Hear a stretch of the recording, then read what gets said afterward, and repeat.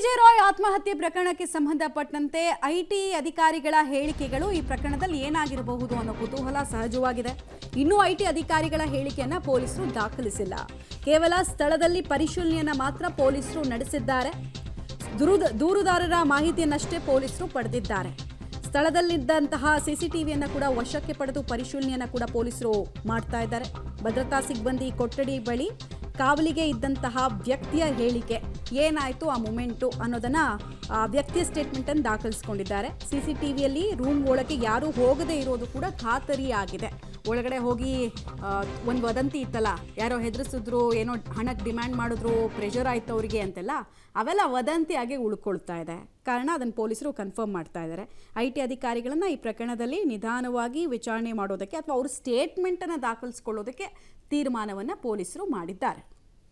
Details ಕೊಡ್ತಾರೆ ನರಸಿಂಹಮೂರ್ತಿ. ಒಂದು ವದಂತಿ ಹಬ್ತಾ ಇತ್ತು, ಏನೋ ಐಟಿ ಅಧಿಕಾರಿಗಳು ಲಂಚ ಕೇಳಿದ್ರು, ಪ್ರೆಷರೈಸ್ ಮಾಡ್ತಾ ಇದ್ರು, ಆ ಪ್ರೆಷರ್ ತಾಳೋಕ್ಕಾಗದೆ ಇವ್ರು ಒಳಗಡೆ ಹೋಗಿ ಲಾಕ್ ಆದ್ರು ಅಂತ. ಸೊ ಆ ವದಂತಿಗೆ ತೆರೆ ಬಿದ್ದಂತ ಆಗ್ತಾ ಇದೆ ಈ ತೆರೆದುಕೊಳ್ತಾರೋ ಆಯಾಮ ನೋಡ್ತಾ ಇದ್ರೆ. ನಿಜ ಮಮತಾ, ನಿನ್ನೆ ಕಾನ್ಫಿಡೆಂಟ್ ಗ್ರೂಪ್ನ ಮಾಲೀಕ ಸಿಜೆ ರಾಯ್ ಆತ್ಮಹತ್ಯೆಯನ್ನು ಮಾಡ್ಕೊಂಡಿದ್ರು. ಅವರ ಪಿಸ್ತೂಲ್ ನಿಲ್ದಲೆ ಅವರ ಕಚೇರಿಯ ಕ್ಯಾಬಿನ್ನ ಒಳಗೆ ಹೋಗಿ ಎದೆಗೆ, ಅಂದರೆ ಬಲಗೈಯಲ್ಲಿ ಪಿಸ್ತೂಲನ್ನು ಹಿಡಿದು ಎದೆಗೆ ಒತ್ತಿ ಶೂಟನ್ನು ಮಾಡ್ಕೊಂಡಿದ್ರು. ಅಂದರೆ ಮಧ್ಯಾಹ್ನ 3:15 ಸುಮಾರಿಗೆ ಅವರು ಕಚೇರಿಗೆ ಬರ್ತಾರೆ. ಕಚೇರಿಗೆ ಬಂದು ಕೆಲ ಹೊತ್ತು ಐಟಿ ಅಧಿಕಾರಿಗಳ ಜೊತೆ ಮಾತನಾಡ್ತಾರೆ. ಅದಾದ ಬಳಿಕ ಅವರು ತಮ್ಮ ಕ್ಯಾಬಿನ್ಗೆ ಹೋಗ್ತಾರೆ. ಆ ಸಂದರ್ಭದಲ್ಲಿ ಭದ್ರತಾ ಸಿಬ್ಬಂದಿಗೆ ಯಾರನ್ನು ಕೂಡ ಒಳಗೆ ಬಿಡಬೇಡ ಅಂತೇಳಿ ಹೇಳ್ತಾರೆ.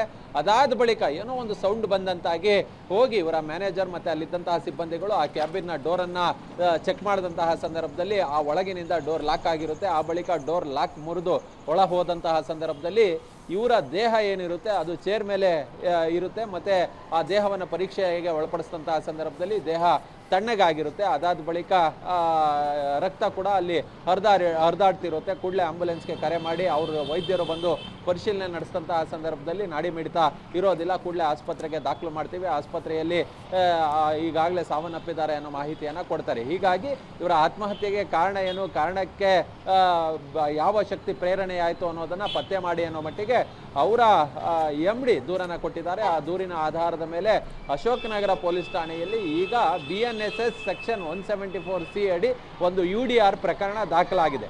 ಸೋಫಾರ್ ಇಲ್ಲಿವರೆಗೂ ಯಾವುದೇ FIRಗಳು ದಾಖಲಾಗಿಲ್ಲ. FIR ದಾಖಲಾಗೋದು ಯಾವಾಗ ಈ ಬ್ಯಾಲಿಸ್ಟಿಕ್ ರಿಪೋರ್ಟ್, ಅಂದರೆ ಯಾವುದು ಗನ್ನು, ಯಾವ ಬೋರ್ನಿಂದ ಗುಂಡು ಹೊರಗೆ ಬಂತು, ಅದ್ರ ಜೊತೆಗೆ ಪೋಸ್ಟ್ ಮಾರ್ಟಮ್ ರಿಪೋರ್ಟು, ಸೋಕೋ ಟೀಮ್ನ ರಿಪೋರ್ಟು, ಇವುಗಳ ರಿಪೋರ್ಟ್ನ ಆಧಾರದ ಮೇಲೆ ಐಟಿ ಅಧಿಕಾರಿಗಳ ಹೇಳಿಕೆಯನ್ನು ದಾಖಲು ಮಾಡ್ತಾರೆ. ಅದಾದ ಬಳಿಕ ನಿನ್ನೆ ಕಾನ್ಫಿಡೆಂಟ್ ಗ್ರೂಪ್ನ ಕಚೇರಿಯಲ್ಲಿದ್ದಂತಹ ಆ ಸಿಬ್ಬಂದಿಗಳ ಹೇಳಿಕೆ ಇವೆಲ್ಲವನ್ನು ಕೂಡ ಪಡೆದುಕೊಂಡು ಅದಾದ ಬಳಿಕ FIR ಅನ್ನು ದಾಖಲು ಮಾಡ್ತಾರೆ. ಸದ್ಯಕ್ಕಂತೂ FIR ದಾಖಲಾಗಿಲ್ಲ. ಇದೀಗ ಅವರ MD ಕೊಟ್ಟಂತಹ ದೂರಿನ ಆಧಾರದ ಮೇಲೆ ಒಂದು UDR ರಿಪೋರ್ಟ್ ದಾಖಲಾಗಿದೆ.